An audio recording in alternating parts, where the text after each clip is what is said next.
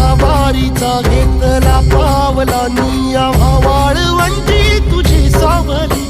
गळा भेट घेण्या भीमेची निघाली तुझ्या नाम घोषात इंद्रायणी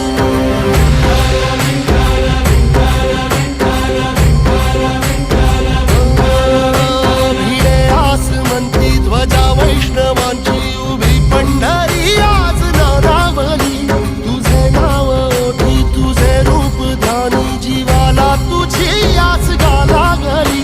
जरी बाप साऱ्या जगाचा